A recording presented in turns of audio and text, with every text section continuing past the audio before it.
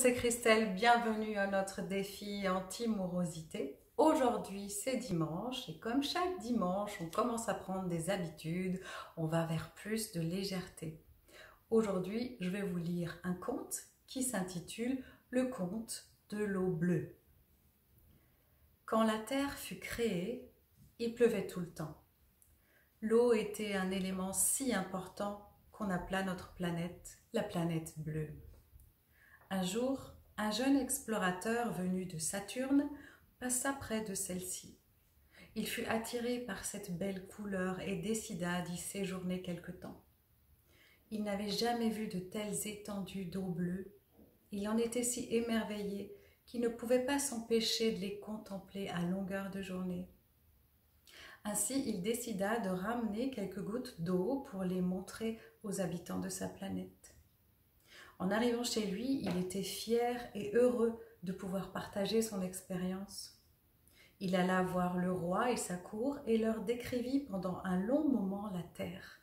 « Là-bas, disait-il, il y a d'immenses mers d'un bleu magnifique. » Le roi lui ordonna de leur montrer cela.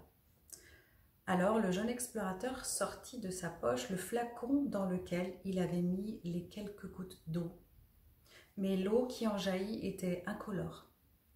Le roi et sa cour se mirent à rire aux éclats et se moquèrent du jeune homme. Ce dernier, sûr de ce qu'il avait contemplé pendant si longtemps, persista à dire que l'eau était bleue et prit la décision de retourner sur terre pour en ramener davantage. Personne ne voulut l'accompagner, car tous croyaient qu'il mentait. Et il faut dire que les habitants de cette planète n'aimaient pas du tout voyager. Ils préféraient rester tranquillement chez eux. Le jeune explorateur retourna donc seul sur terre et prit cette fois-ci toute une bouteille d'eau. Mais en arrivant chez lui, celle-ci était aussi incolore que l'air. Le roi et sa cour se moquèrent à nouveau de lui. Le jeune homme, dépité, se mit à pleurer. « Et pourtant, disait-il en gémissant, pourtant je vous assure qu'elle est bleue. » Tous riaient de lui. C'est alors qu'une petite voix l'interpella. C'était une petite goutte d'eau qui coulait le long de la bouteille qu'il avait ramenée. « Tu ne te trompes pas, nous sommes bien bleus, » murmura la gouttelette. « Alors pourquoi ne te vois-je pas de cette couleur ?» demanda le jeune homme intrigué. « C'est parce que nous ne sommes bleus que lorsque nous sommes des milliers. C'est notre multitude qui fait notre beauté.